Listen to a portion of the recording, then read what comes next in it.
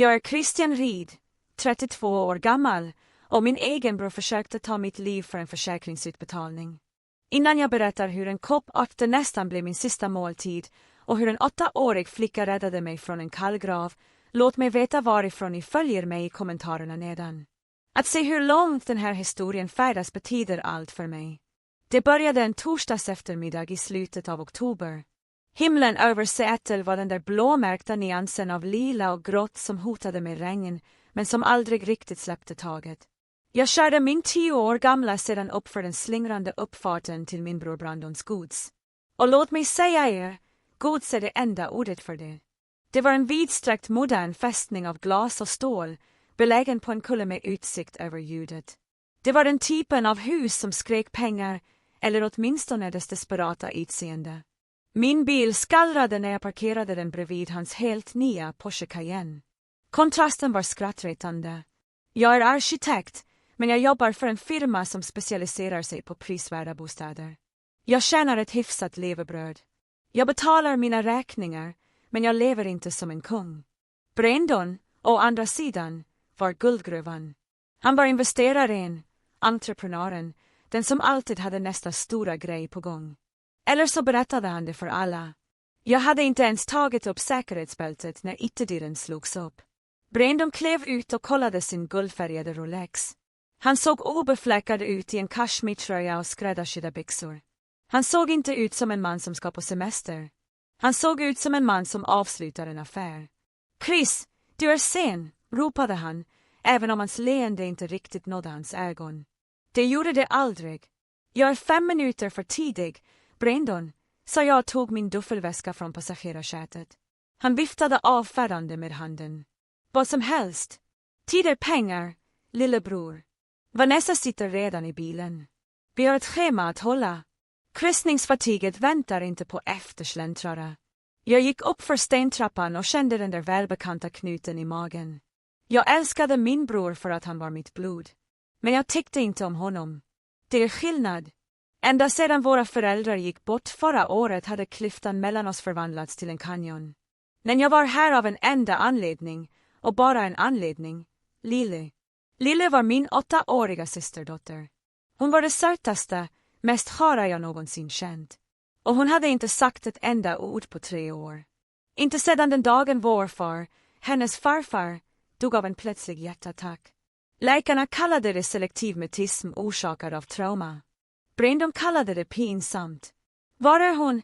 Frågade jag och steg in i hallen. Huset var kallt. Inte bara temperaturmässigt, utan även känslomässigt. Det kändes som ett museum där man inte fick röra någonting. Kök, sa Brandon och tog en resväska. Lyssna, Chris, jag uppskattar det här. Verkligen, barnflickan slutade i sista minuten. Kan du fatta vilken rätt folk har nu för tiden? Hur som helst, Vanessa är stressad till döds. Håll bara Lille vid liv, matad och tyst. Hon är alltid tyst, eller hur? Han fnissade åt sitt eget grymma skämt. Jag ignorerade honom och gick mot köket. Vanessa stod där över marmoren. Hon var en vacker kvinna. Det ska jag inte förneka. Men hon hade en skärpa i ansiktet som alltid gjorde mig nervös. Hon rörde intensivt i en tekanna av keramik. Christian, sa hon och tittade upp. Hennes röst var sirapsliknande söt, den sortens ton man använder när man vill ha något. Tack och lov att du är här. Vi höll på att missa vår tid för att äta middag. Lily satt vid frukosthörnan. Hon såg liten ut i det enorma köket. Hon ritade i en skissbok, hennes långa mörka hår föll ner över ansiktet. När hon såg mig lyste hennes ögon upp. Det var den enda värmen i hela huset. Hej, lite grann, sa jag mjukt och använde mitt smeknamn för henne. Jag gick fram och rufsade om hennes hår. Hon gav mig ett blygt leende och kramade min hand. Hennes grepp var förvånansvärt starkt. Här, sa Vanessa och stoppade en rikande het mugg i min fria hand. Jag gjorde den här till dig. Det är en speciell blandning. Kamomill, valerianrot, några andra saker. Du ser trött ut, Christian. Du har jobbat för hårt med dina välgörenhetsprojekt. Prisvärda bostäder är inte välgörenhet. Vanessa. Jag rättade henne och tog muggen. Den luktade starkt, jordigt, nästan bittert under den blommiga doften. Just det. Hon viftade med en manikurerad hand. Hur som helst, drick upp. Det kommer att slappna av dig. Lily kan vara lite obehaglig även utan snacket. Hon stirrar. Det är läskigt. Hon är ett barn, Vanessa. Hon är inte läskig. Fräste jag och kände mina beskyddarinstinkter blossa upp. Brandon stormade in i köket och klingade med bilnycklarna. Nu kör vi, skåpbil. Trafiken kommer att bli en mardröm. Vanessa tittade på mig. Hennes ögon låste sig på muggen i min hand. Drick den medan den är varm. Chris. Seriöst, det är ditt te. Slösa inte bort det. Det ska jag, sa jag, bara för att få ut dem genom dörren. Gå och njut av din kryssning. Då var en virvelvind av dyr parfym mot stress. Brandon klappade mig på axeln tillräckligt hårt för att jag fick blåmärken. Du är en livräddare, brorsan. Verkligen. Vi behövde den här paus. Bara vi. Inga barn, inget drama. Hej då, Lily, ropade Vanessa utan att se sig om. Hon kramade inte sin dotter. Hon kysste henne inte adjö. Hon tog bara sin Hermesväska och följde Brandon ut genom dörren. Jag stod i dörröppningen. Den tunga keramikmuggen värmde min handflata. Jag såg dem sätta sig i porschen. Noton vrålade till liv. Ett djupt gutturalt morrande som ekade mot husets stenväggar. Jag såg den eleganta svarta bilen backa, svänga och susa ner för uppfarten, försvinna runt kröken av de perfekt manikurerade häckarna. Tystnad sänkte sig över huset. Tung, tryckande tystnad.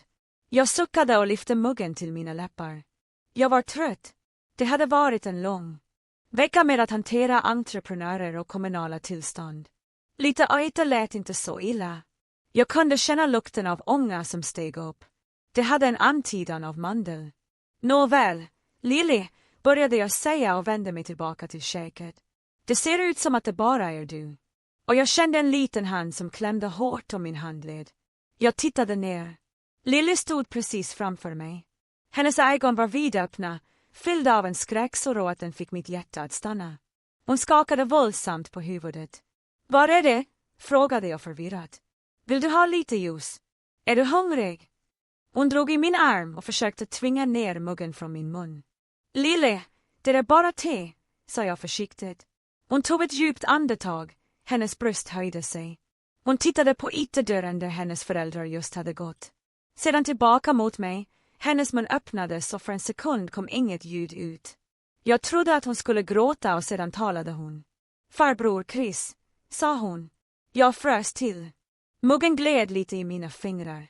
Hennes röst var inte raspig eller oanvänd. Den var tydlig. Den var precis. Det var rösten från en flicka som hade övat i tystnad i åratal. Farbror Chris, upprepade hon. Hennes ögon låste sig på mina med en intensitet som satte mig i svalka. Drick inte teet som mamma gjorde, planerade hon. Va? Jag viskade, min hjärna oförmögen att bearbeta vad som hände. Lily, du kan prata. Hon log inte. Hon firade inte. Hon tittade på muggen i min hand som om den vore en laddad pistol. Lägg ner den, befallde hon. Hon lade det vita krutet i den. Samma krut som hon gav morfar innan han somnade för alltid. Mitt blod rann kallt. Världen verkade luta på sin axel. Jag tittade på den mörka vätskan i muggen, sedan på min systerdotters oskyldiga ansikte, och plötsligt kändes det tysta huset inte som ett hem längre. Det kändes som en fälla, och jag stod mitt i den.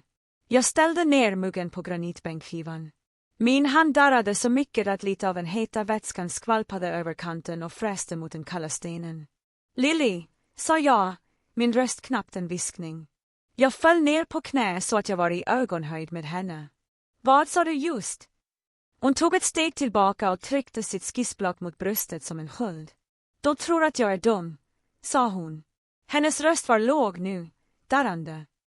Då tror att eftersom jag inte pratar, så hör jag inte, men jag hör allt, farbror Chris. Jag hör allt. Jag sträckte ut handen och tog tag i hennes axlar. Du sa, farfar. Mamma gav honom specialiteten också. Lily viskade. Tårar vällde upp i hennes stora bruna ögon. Hon sa till pappa att det skulle hjälpa farfar att sova så att hon kunde leta efter pappren, men farfar vaknade aldrig. Jag kände mig som om jag hade fått ett slag i magen. Rummet snurrade. Jag mindes den dagen. Jag mindes hur Brandon ringde mig, gråtande och sa, pappa hade gått bort i sömnen. Jag mindes hur Vanessa spelade den sörjande svärdottern, höll i Brandons arm på begravningen och såg allvarlig ut bakom överdimensionerade solglasögon. Och pulvret? Frågade jag och tvingade mig själv att andas. Du såg pulver i skafferiet bakom havregrinen. I den lilla gula burken, sa Lille. Jag såg henne lägga det i din kopp medan du parkerade bilen. Hon sa till pappa, en kopp och problemet är löst. Sedan skrattade pappa och sa, äntligen, min bror, mitt eget kött och blod, pojken jag lekte haka med, mannen som stod bredvid mig vid vår mors grav. Ville du att jag skulle dö?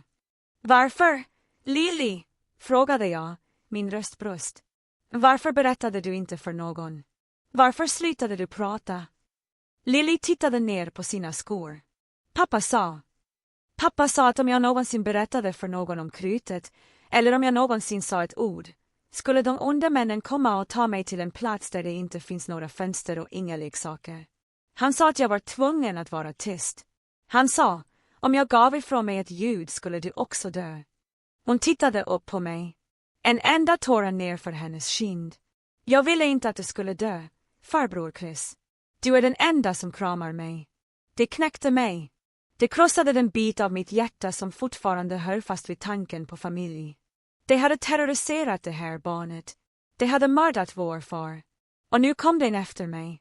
Jag reste mig upp. Ilskan flödade över mina ådror som lava. Den ersatte rädslan. Det ersatte chocken. Det var en kall, beräknande ilska.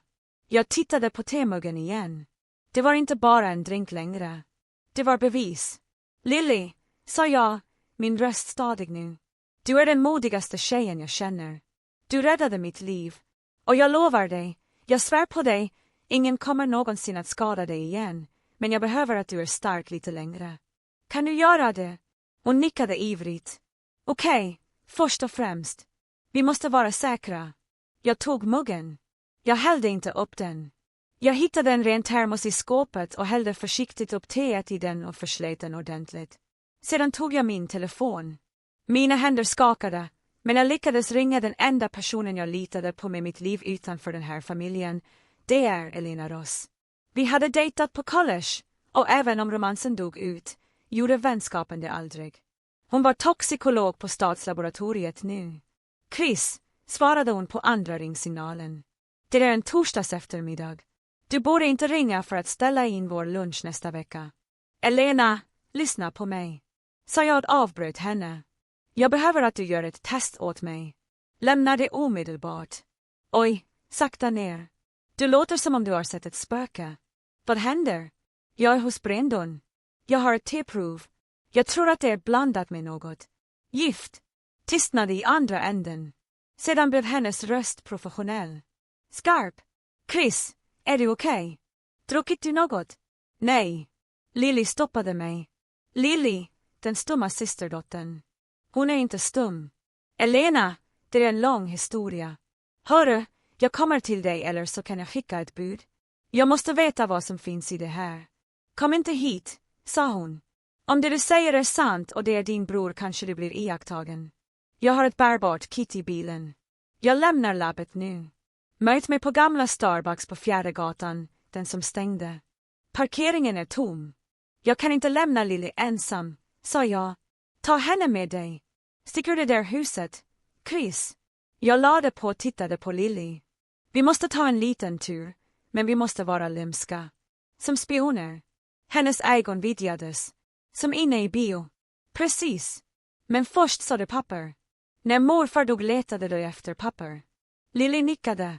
Pappa letar alltid efter papper. Han skriker på mamma om stiftelsen och testamentet. Han krossar saker. Arv. Det handlar alltid om arv, eller hur? Pappa lämnade en stor egendom. Testamentet lästes upp för månader sedan. Allt delades 50/50. Eller så trodde jag. Brandon hade varit verkställande direktör. Han skötte allt med advokaterna. Jag litade på honom. Jag skrev bara under där han sa att jag skulle skriva under. Jag brydde mig inte om pengarna. Jag ville bara att sorgen skulle ta slut. Lily, frågade jag. Vet du var pappa förvarar sina papper? Det hemliga. Hon pekade mot den tunga ekdörren i slutet av korridoren. Brandons hemmakontor. På golvet, sa hon, under björnen. Brandon hade en löjlig björnskinsmatta på sitt kontor. En trofé från en jakttur han aldrig var med på. Han köpte mattan på en auktion. Visa mig, sa jag. Vi gick ner för korridoren. Huset kändes annorlunda nu. Varje skugga verkade dölja en hemlighet. Varje gnisslande ljud från golvbrädorna lät som en anklagelse. Vi gick in i kontoret. Det luktade dyra cigarrer och läder. Lily gick fram till mattan och vek tillbaka björnens huvud. Under låg en golvbräda som såg lite lös ut. Han använde en knop i veckan för att öppna den, viskade hon. Jag drog fram min fickkniv ur nyckelringen. Jag kilade fast den i springan och bände. Skivan dök upp med ett stönande. Under den fanns en metalllåda med lås. Den var inte låst. Jag öppnade den. Inuti fanns högar med papper, men inte vilka papper som helst. Det fanns försenade meddelanden, slutliga varningar från banker, hot om utmätning av dödsboet. Herregud, muttrade jag och bläddrade igenom dem. Brandon var inte rik. Han höll på att drunkna. Han hade miljonskulder. Hans investeringar var pyramidspel som hade kollapsat. Han var punk. Och sedan såg jag det. Ett dokument längst ner. Livförsäkring. Försäkrade Christian Reed. Förmånstagare, Brandon Reed. Ersättningsbelopp $5 miljoner. Dubbel ersättning vid oavsiktlig dödsfall. Datumet på försäkringen var från 3 veckor sedan. Min underskrift fanns längst ner, men jag hade aldrig skrivit under den här. Det var en förfalskning. En bra sådan, men en förfalskning. Mina händer skakade när jag höll pappret. $5 miljoner. Det var priset för mitt liv. Det var vad jag var värd för min bror. Precis tillräckligt för att betala hans skulder och hålla honom i kashmirtröjor i ytterligare några år. Farbror Chris. Lily drog i min arm. Är det dåligt papper? Ja, älskling, sa jag med iskalla röster. Det här är väldigt dåligt papper. Jag tittade djupare in i lådan. Där fanns något annat. En glansig broschyr för en kryssning i Karibien. Jag drog ut den. Inuti låg biljetterna. Jag tittade närmare. Datumen, då var från förra året. Jag tog resplanen nedanför. Det var en hotellbokningsbekräftelse för Grand Plaza Hotel i centrum. Incheckning idag. Utcheckning på söndag. Då var inte på en kryssning. Då var inte mitt ute på havet utan mobiltäckning. Den väntade 20 minuter bort. Väntade på ett telefonsamtal. Väntade på att jag skulle dricka teet. Somna och aldrig vakna. Åkte då inte med båten. Frågade Lille och tittade på bilden av skeppet. Nej, sa jag. Reste mig upp och stoppade ner dokumenten i min jacka. De är precis här i stan. En insikt slog mig. Om de var i stan kunde de komma tillbaka när som helst. Eller ännu värre, de tittade på husets kameror. Jag tittade upp mot hörnet av rummet. En liten röd lampa blinkade på rökdetektorn. Lily, sa jag lugnt, trots att mitt hjärta hamrade mot mina revben. Vi måste gå nu. Vi rörde oss snabbt. Jag brydde mig inte om att packa en väska. Jag tog termosen med te, de stilna dokumenten och Lillys hand. Vi gick ut genom bakdörren och undvek huvuduppfarten för säkerhets skull. Jag lastade in Lily i bilen, lade en filt över henne i baksätet och sa åt henne att hålla sig lugn. Jag körde till den övergivna Starbucks-parkeringen för att träffa Elena. Hon var redan där, med sin silverfärgade Volvo på tomgång i hörnet. Jag hoppade ut och räckte henne termosen genom fönstret. Testa den, tack. Hon tittade på mitt ansikte, såg skräcken och ilskan och ställde inga frågor. Hon drog fram ett bärbart toxikologikit, remsor och reagenser som hon använde för fälttester. Jag väntade i min bil med Lille medan Elena arbetade. 5 minuter kändes som 5 år. Jag fortsatte att titta i backspegeln och förväntade mig att se Brandons Porsche upp bakom oss. Till slut knackade Elena på min ruta. Jag vevade ner den. Hennes ansikte var blekt. Chris, sa hon med dyster röst.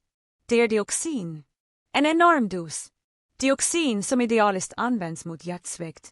Ja, men i höga doser orsakar det hjärtstillestånd. Det härmar en naturlig hjärtinfarkt perfekt.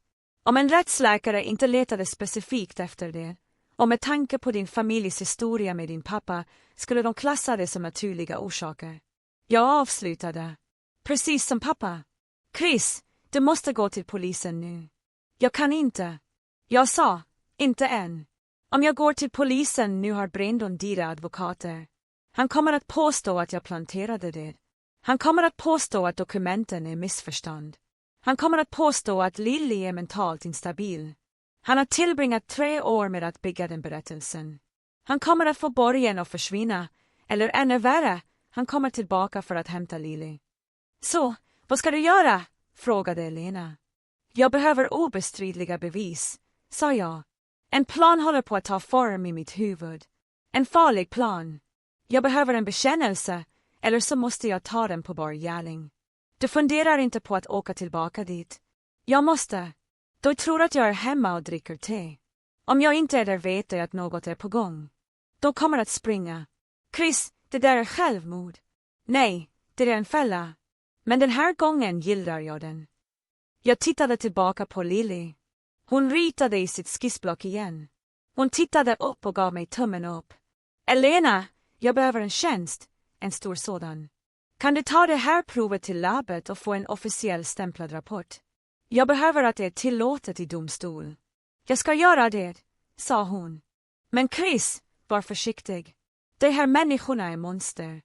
Jag körde tillbaka till herrgården. Mina händer grep tag i ratten så hårt att mina knogar blev vita. Jag körde tillbaka in i lejongropen. Men den här gången visste lejonet inte att jag hade ett spjut. När vi kom in kontrollerade jag de dolda kamerorna jag hade upptäckt tidigare. Det var enkla wifi-kameror. Jag kopplade bort roten i exakt 10 sekunder och satte sedan i den igen. Det var ett tillräckligt stort problem för att förklara varför flödet kunde avbrytas ett ögonblick, vilket gav mig tid att sätta scenen. Lily, sa jag behöver att du går till ditt rum. Lås dörren. Kom inte ut förrän jag säger kodordet. Kodordet är solsken. Ska du dricka teet? Frågade hon oroligt. Nej, men jag ska få dem att tro att jag gjorde det. Jag gick till vardagsrummet. Jag hällde hälften av teet i diskon i bardisken, försiktig så att jag inte stänkte. Sedan tog jag den tomma muggen och ställde den på soffbordet bredvid en halväten kaka. Sedan tog jag fram min telefon och skrev ett meddelande till Brandon. Hej brorsan, tack för teet. Det är utsökt. Känner mig lite groggy dock. Tror jag ska ta en tupplur i soffan. Har det så kul på säppet. Jag tryckte på skicka.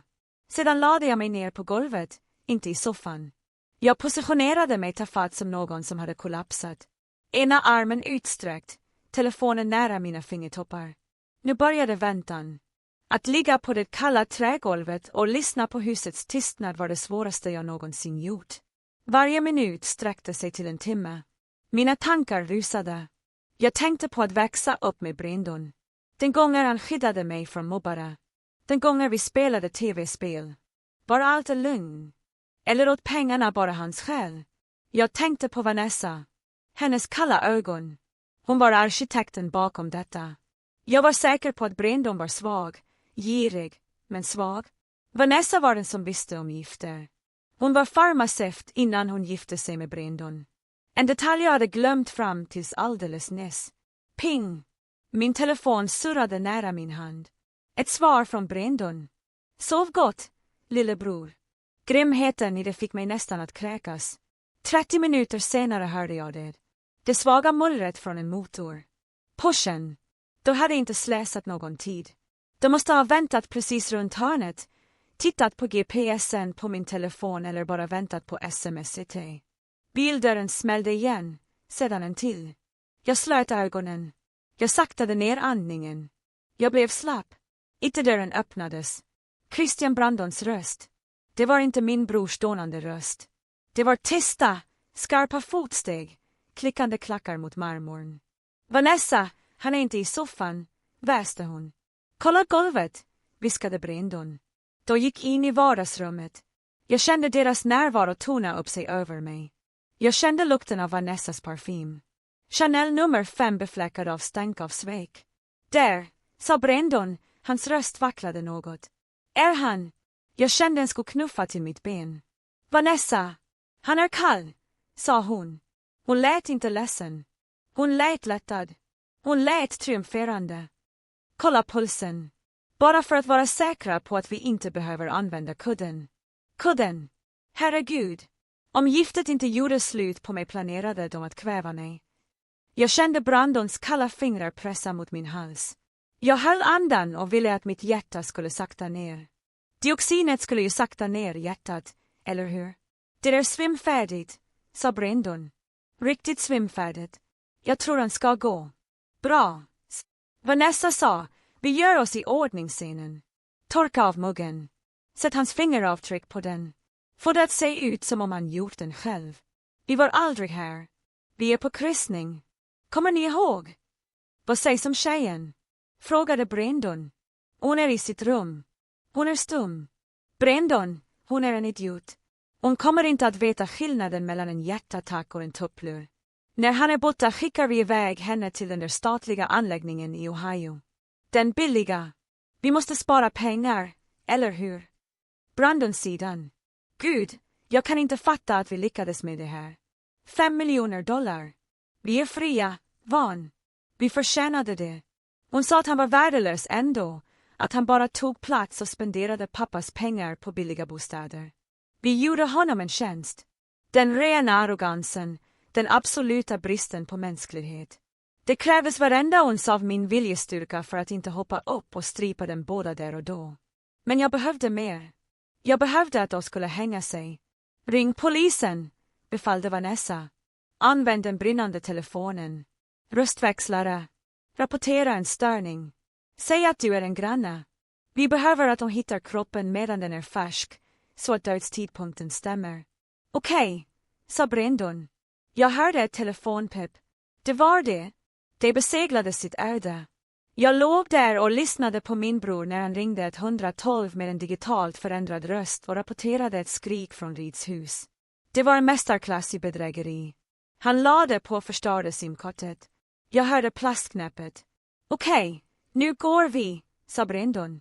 Vi går ut på baksidan genom skogen till huvudvägen där vi parkerade hyrbilen. Vi lämnar Porschen här.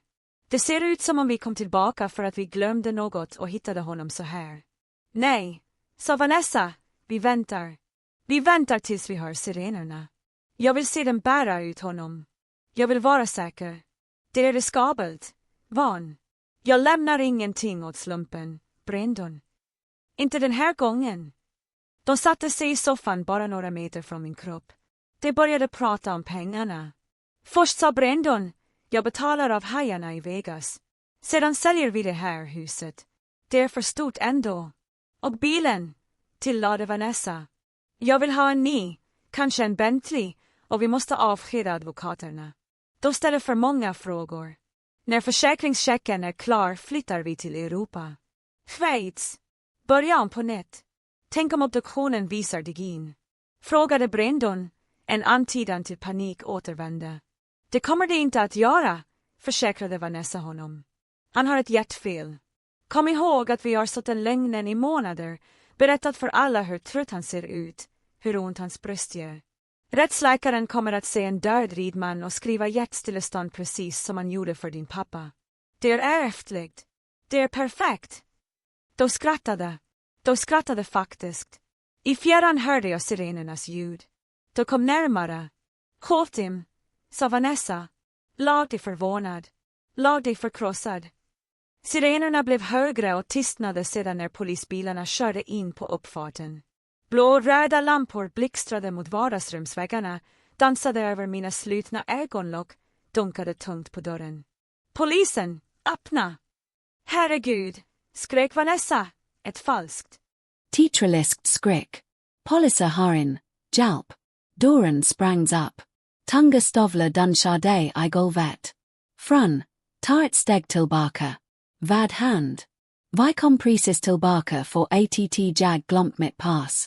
Vanessa sniftade. Och 6 hittade honom. Minut sväger. Han andas inte. Rensa området. Ropade en djup rost. En polis naboid bredvid mig och kontrollerade vitala varden. DT ögonblicket som polisens fingrar råd vid minut hals. Jag öppnade ögonen. Polisen hoppade tillbaka. Wow, Han ar medviten. Jag satt mig långsamt upp. Rummet blev dodstist. Brandons ansikte var en maskavig ren skräck. Hans cake to paid harkan. All fag forsvan från hans hudark lamnade honom som en vaxdocka. Vanessa slutade omedelbart sitt falska grat, hennes ögon stained. Christian. Brandon stammade. Lever du? Besviken. Frigade jag med raspig rost, men tillräckligt hog för att alla horreden. Nej, självklart inte. Skräck Vanessa och vaxlade genast. Tack good. Vi trodde att en var dod. Constable. Han har delight harta. Han mest har svimmet. Jag har inte delight harta, så jag och res mig upp. Jag kan mig stadig, starkare än jag någonsin kan mig. Men jag har en väldigt delig bror. Han är dela risk, sa Brandon snabbt till polisen. Han pratar strunt. Vi behöver en ambulans. Jag behöver en ambulans, sa jag och mot den ledande polismannen. En lång man med ett bistert ansikte. Sergeant Miller. Jag kan igen honom. Han hade varit par pappas begravning. Sergeant. Jag vill anmäla ett mordförsök. Va. Sergeant Miller rinkade pannan. Mr. Reed. Ta till lugnt. De försökt förgifta mig. Jag pakade par Brandon och Vanessa. Precis som de förgiftade var far. Det av vansin, skrek Vanessa. Han har ett psykotiskt sammanbrott. Konstnäll. Grip honom för något. Han är farlig. Det inte farliga I det har huset. En lag rost hords. Arditati. Alla vandes ig lily stod hogstop I trappan. Han hol hennes skissblock. Han gick ner för trappan ett steg I tagit med huvudet hot. Lily, viskade Brandon. Tala int. Jag klar med att vara tuist. Pappa, sa han hennes rostakade identista hallen. Sergeant Miller sag förvirrad ut jag tankti. Han inte stum. Jag lat sades, sa Lily.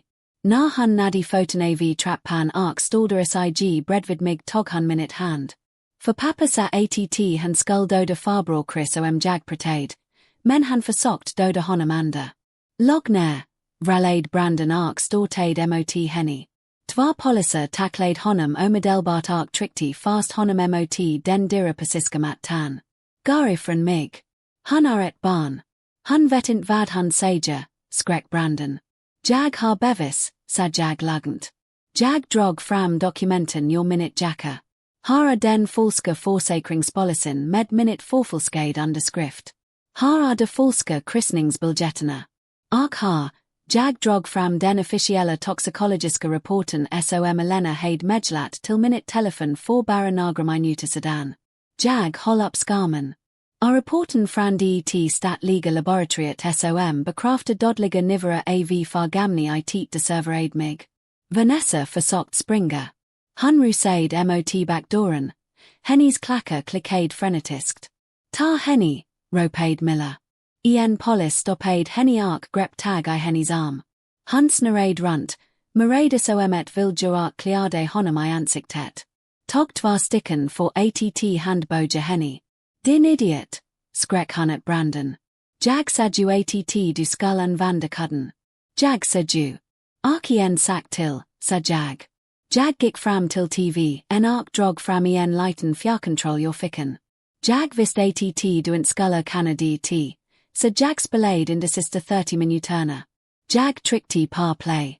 Den massiva 80-tumskarmen vaknade till liv. Det var flödet från den dolda kameran jag hade satt upp. Ljudet var skarpt. När han borta skicka 6 henne till den där statliga anläggningen I Ohio. Vi fortjänade det han var värdelös.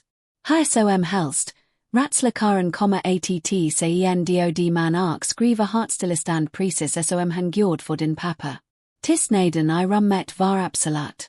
Poliserna tittade med avsky från skarmen par det handfångslade pare. Sergeant Miller gick fram till Brandon. Han ryckte upp honom. Brandon Reed, Vanessa Reed, sa han. Hans röst som granit. I är arresterad för mordförsök, bedrageri. Arkantitade par skarmen dada akande att de dodat minute far. Misstank om mord angerend Harold Reed. Brandon borjade grata. Intangens terra. Utan tirana fran en fegis som acti fast. Dt var hennes ide. Alt var Vanessa. Hun fick mig att gora dt din rigradslosa mask. Vanessa spotted par honom. Jag sag dm slapers ut genam doran. Voorbij Lixbylen de Aldrigskull Cora igen. Voorbij de Valklipte Hakana de Anvand voor att dolgus in rota. Jag titade na par lily. Hunderade nu na adrenalinet borjade after. Dtr over, light gran, viscade jag, na boydark kramad henny hart. De onder manin aborta. De komma aldrig tilbaka. Hun begraved ansiktet I minute axelark sniftade. Jag vil ha minute more far, grat hun jag vet, allskeling. Jag vet. Timana efter gripandit varit dimikt teljus, utterlanden ark advocator. Huset var utset till brottsplats. CSI Technica var overalt, dammade av temuggen, stoppade den somniga puderburken som lily hade identifierat I skafferitark tog foton av de forfalskade dokumenten. Jag satt par baxiden av en ambulans. En filt draprad over mina axlar. Även om jag int fros var jag ställ. Lily satt bredvid mig ark smuttade par en juiceforpackning som en polis hade get henny. Hun hade int slapped minute hand for en sekund. Dr. Elena Ross anland ark visade upp sin bricka for att gar over polislingen. Hun sprang fram till mig. Chris, are du okay? Jag lever. Jag sa, tack ver dig ark henny. Jag nickade mot Lily. Elena naboid. Hedge Lily. Du var valdikt modig idag. Lily titade par henny ark viscade, tack för att du kalade tit. Elena log med terra iogonen. Varsågod, allskeling. Sergeant Miller kom fram med en plastpace I handen.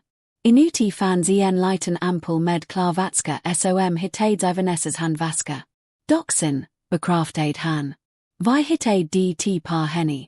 Matchari sterna I muggen. Ark 6 hittade forfalsningsutrustningen I Brandons kassaskap hemmakonta. Vi har allt, Mr. Reed.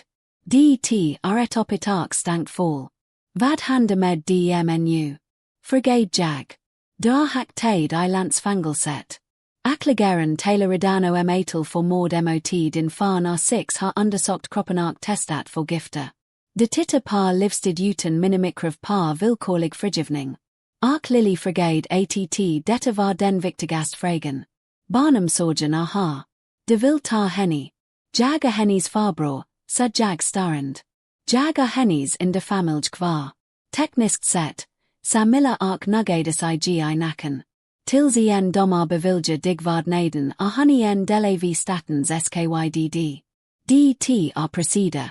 Nej, sa Lily. Hun stolder sig upp par ambulansen stott fanger. Jag garint. Jag stannar hos farbror Chris. Sergeant, sa jag med fast rost. Minute bror försökt just döda mig. Han dödade var far. Den har flicken har but I ett skräckhus I trä lag henny int. I ett system som komma att traumatisera henny ytterligare. Jag har ett prickfritt register. Jag har ett hem. Mig acket placering ikval.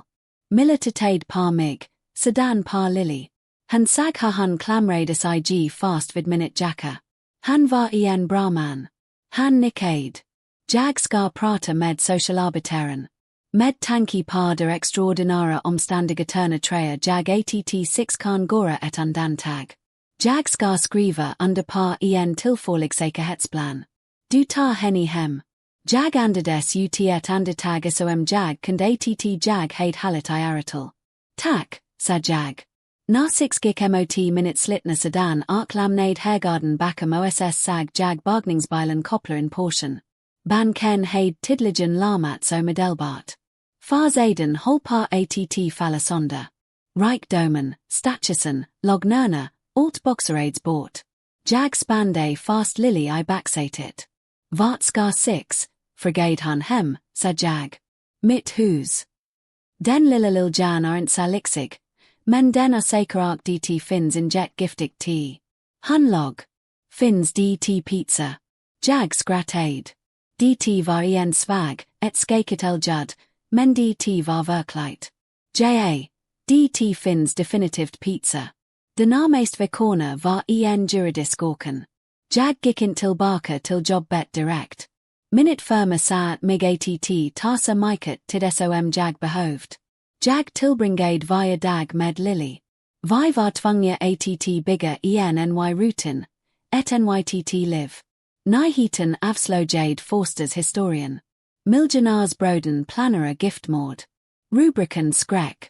De kallade Brandon Seattles cap. De kallade Lily mirakelvittnet.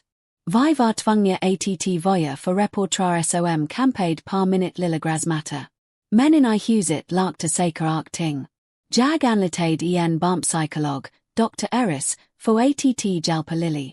Han hade mycket att packa upp. Tre rav patvingad tystnad försvinner inte bara. Han hade mardrömmar. Han vaknade och skrek att hennes mamma kom med som pulvret.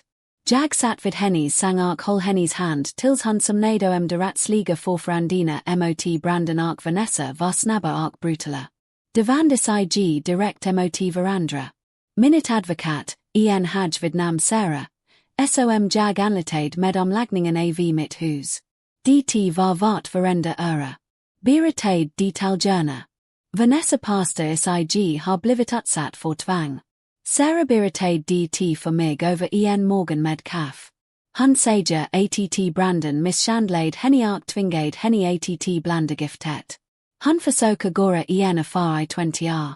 Och Brandon sjunger som en fågel.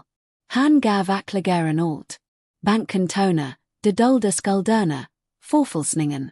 Han erkände att Vanessa planerade alltihop för att han inte vill bli fattig. Han säger att han bara gick med på det för att rädda sitt äktenskap. Det är petiskt.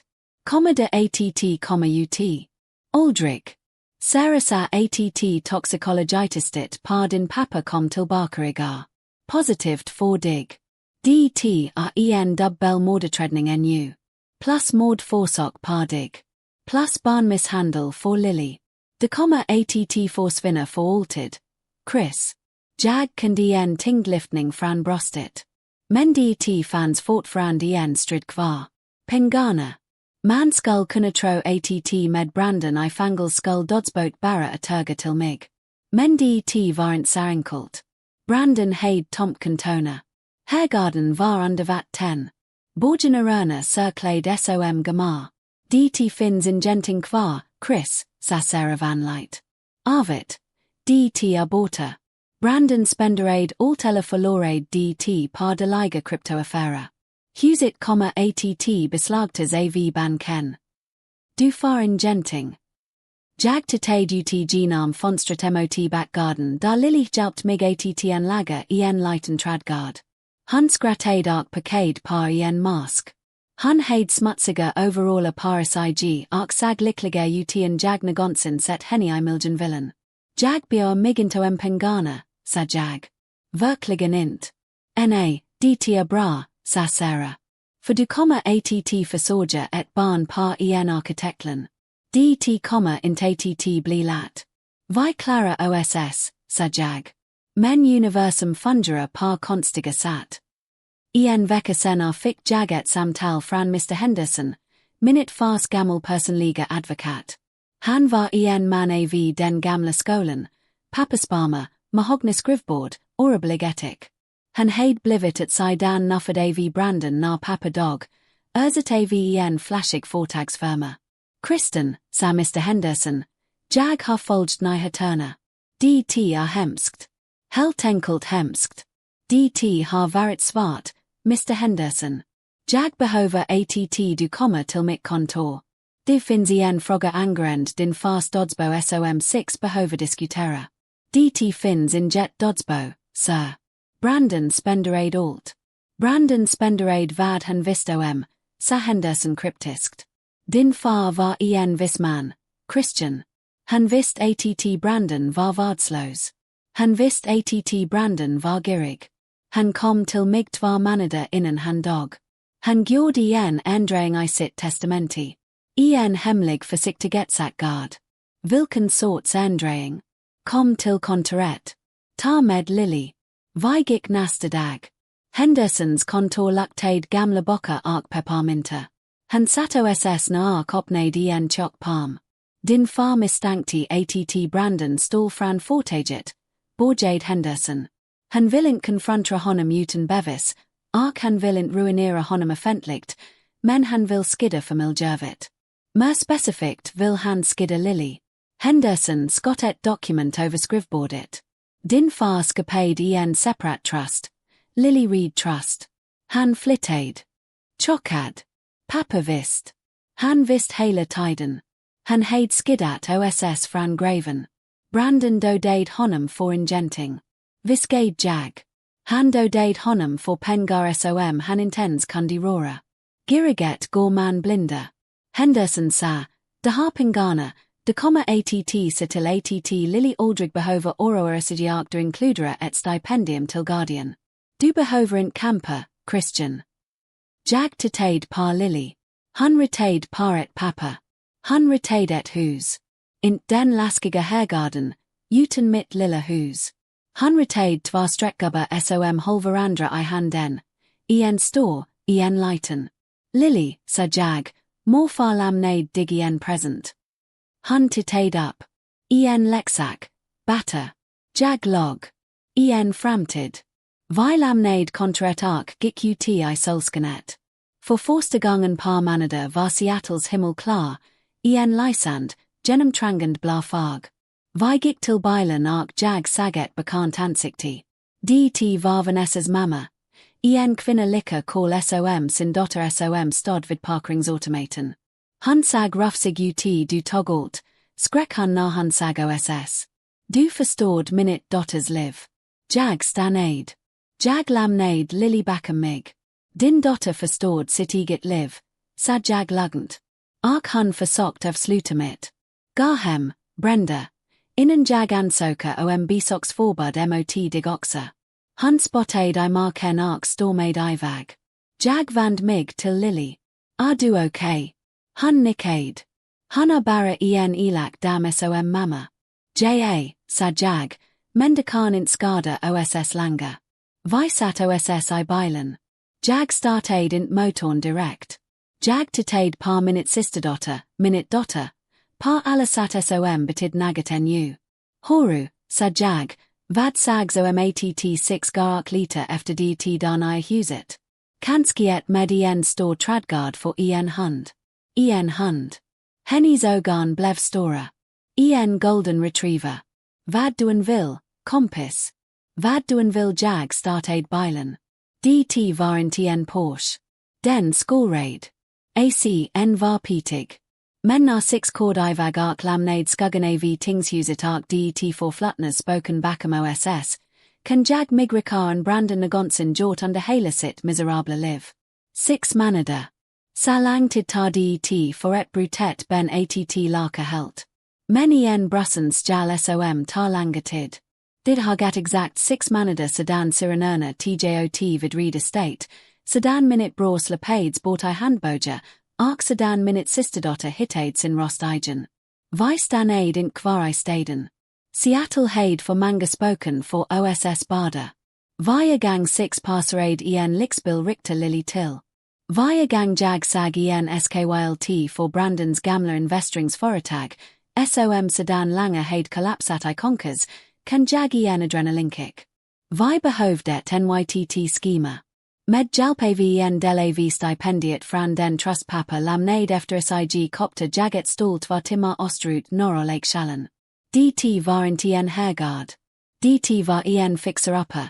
En stuga undangömd i Talana med utsikt över vattnet som sträckte sig i flera kilometer. Som arkitekt hade jag tillbringat hela mitt liv med att designa sterila moderna leder för rika kundiga. Nu byggde jag ett hem, ett riktigt hem. Renoveringen blev var terapi. Jag minns en tisdagsmorgon tidligt. Solen salades genom dammet som dansade i vardagsrummet. Jag slippade när det ursprungliga ett golfplankorna. Lukten av saxpan och furu fyllde luften. Lily sat med benen I cause bredvid ark sorterade igenom en lada med kakel till kokit stankskid. Farbror Chris, frigade han ark håll upp en klabla keramikplatta. Ja, light gran. Kan 6 använda den här. Den sa utsom himlen. Vi kan använda vad du vill, sa jag ark stolden slipmaskinen.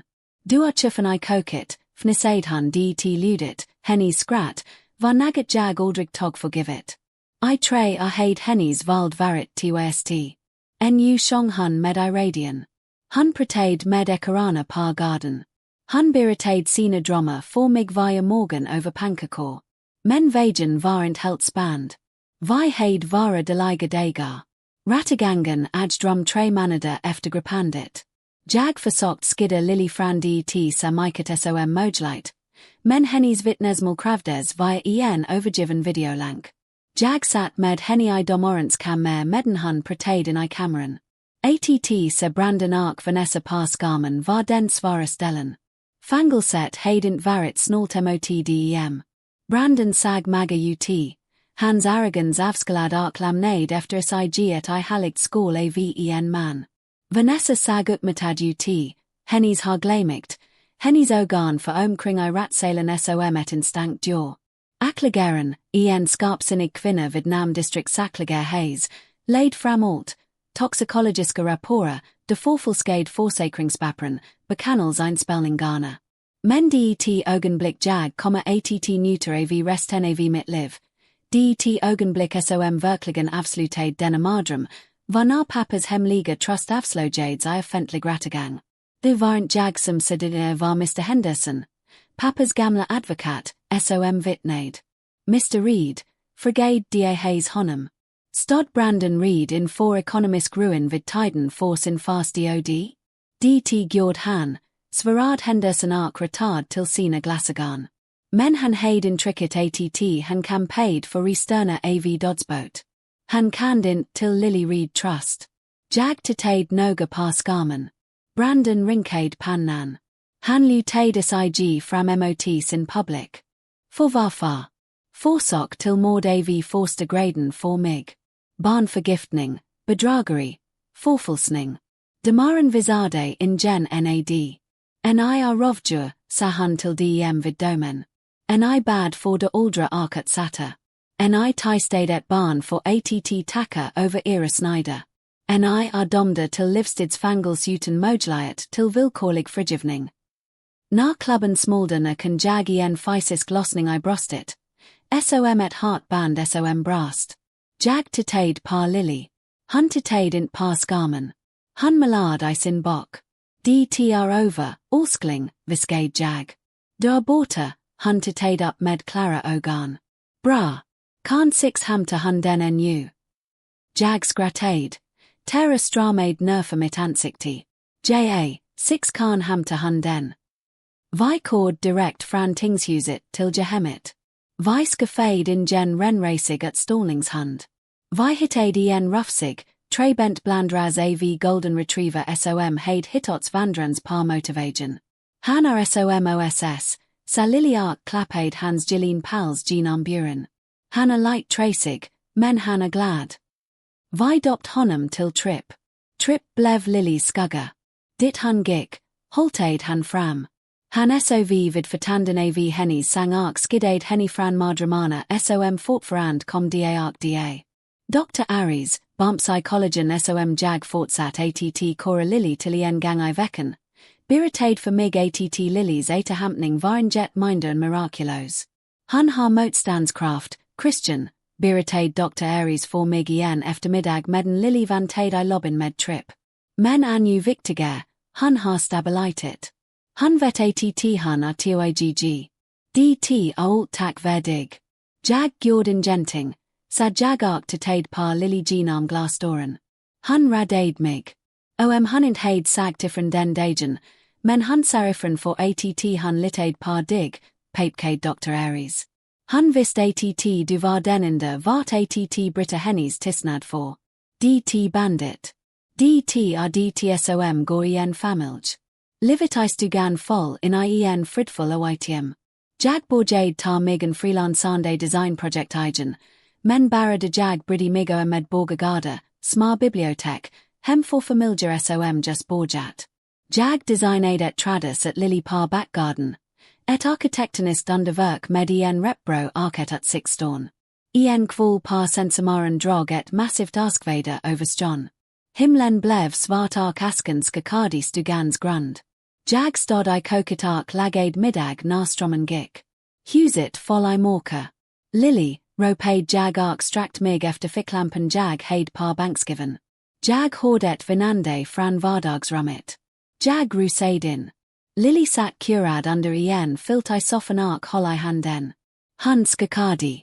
DTR okej, så jag list med luset I ansiktet sa att han kunde samig. DTR bara aska. Kommer du ihåg? DTR bara mon som stöta mot varandra. Lite later som pistolen, viskade han jag frost till. Vilken pistol, Lily? Pistolen pappa kopter, sa han. Hennes rost darand. Han visade DT för mamma. Han sa att om titint fungerade skull han använda DT högerljudet. Mitt hata crossards igen. DT fans fortfarand lager av trauma som 6 int hed avslöjat. Hemligheter som han fortfarand var förrad för att slappa ut jag satt mig bredvid henne drog filten och moss bada. Tripp slickade hennes hand. Han har inte pistolen längre, sa jag bestämt. Polisen tog den han är ett betengram med stora metalgåla. Han kan aldrig någonsin komma hit. Jag byggde det har huset. Kommer du ihåg? Jag gjorde vagana tjocka. Jag gjorde läset starkt. Ingenting kommer in har om 6 int judar in det han titade par mig. Hennes ögon reflekterade ficklampen strålkastar. Lovar du? Jag lovar par mitt liv, sa jag. Jag lovar par trips liv. Han tvekade lutade sedan huvudet mot minut axel. Okej. Vi satt där I morkret igen timark lyssnade par stormen som rasade utanför. Men inomhus var det varmt. Det var toiggt. För första gången par länge insåg jag att jag inte bara överlevde. Jag levde. Jag hade förlorat en bror, men jag hade fått en dotter. Jag hade förlorat mina föräldrar, men jag hade funnit ett syfte. Sare fanns fortfarande kvar, efter som skullvaken av adretvand, men det blod inte längre. Vi lakte tillsammans. Efter har gat sedan 6 flyttade till stan. Arstiderna har vant malat traden I jensa av barnstan guld. Spegladagen jag forst anland till brandens hergard. Men allt annat annorlunda. I morsvaknade jag tidigt. Solen stod precis över bergen förvandlade shonzita till ett lager flytande eld. Jag gick ut par alternen med en kopp kaff. Riktigt kaff den har gången, morkrostat, inga speciella åtblandningar. Jag satt par trarikitak titade par trip som jagade en fjäril par garden. Han är snabbare än ju, efter att har bemestrat konstant att springa par tre ben. Bakom mig, skarmen. Dörren narrade upp. Lily klev ut nuggade somnen ur ögonen. Han har blivit två. Han ser inte längre ut som den lilla skräckslagna valnaden jag hittade I det där koket. Han ser ut som ett barn. Ett lyckligt, friskt nioerikt barn. God morgon, pappa, mumlade han kramad mig runt midjan. Det satte fortfarande I halsen varje gång han kallar mig det. Adoptionen slutförds för 2 månader sedan. Demaren låg när han skrev under pappren. Herr Henderson var där. Dr. Elena var där. Han kommer över par middag varje söndag. En ju frågar Lily mig hela tiden varför jag inte har kysst henien. Jag jobbar par det god morgon. Så jag kissed henne par toppen vid huvudet. Sover. Okej. Jag drömde att 6 flog I ett flygplan. Nej, I trad kogen. Vi satt vinga par den flog till manen. Jag log. Kanski kan jag designa det jag du arkitekt trots allt. Han skrattade sprang iväg för att lika med tripp. Jag stannade kvar par alternen titade par dem. Som jag ofta går I dessa tista stunder later jag mina tankar glider tillbaka till den dagen, tedigen. Jag tankar par allt möjligt. Tanko jag hade varit 5 minuter senare. Tanko jag heid varit for torstig ark drucket titin en hun kundi stoppa mig? Tanko lily heid varit for rad for att Britus in tistnad? Jag skull vara dod, begravd I marken bredvid minute far.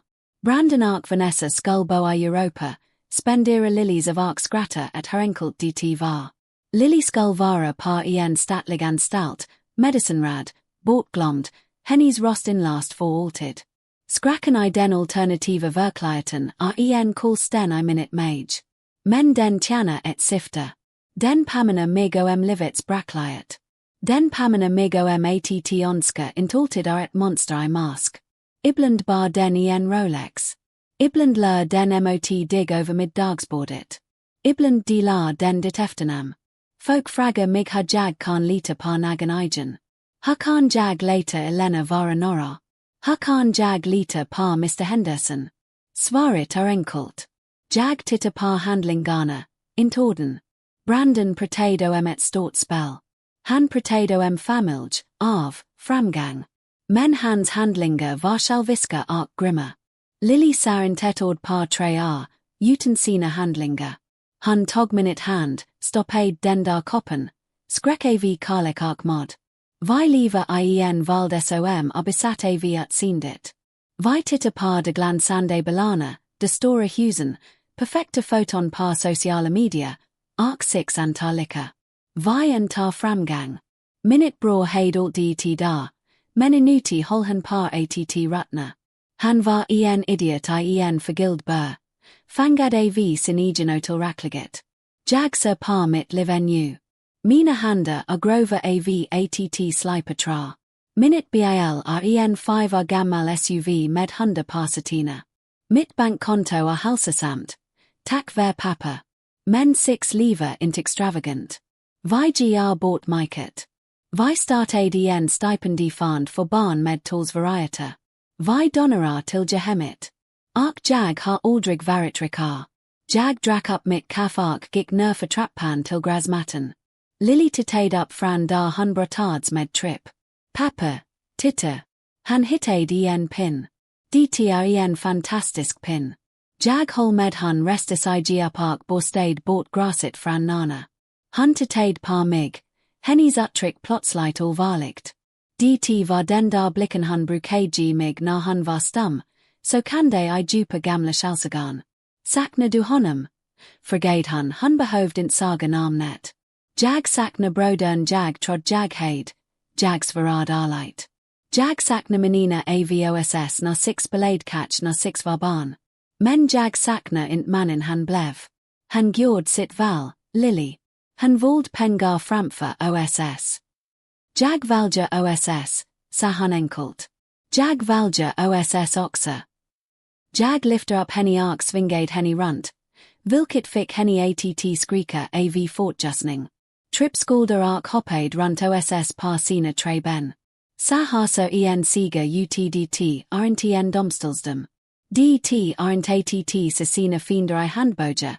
Även omdt gin vis tillfredsställelse. Verklig siga att vägra leta des morka dampa dit I jus. Verklig siga att tar de trasiga betana de lamnat kvar ark bigga naget vacket. Mitt nam Christian Reed. Jag blev nästan mordad för en försäkringsutbetalning. Dugilade historien ark denrat visa som skipades. Lamnagarna en kommentar med audit braniden. Det sager mig att du uppskattar det goda siga övergirigitan. Tack för att du tittade. Var försiktiga. Lita par dina instinkter ark krama dina norra ark kara hart.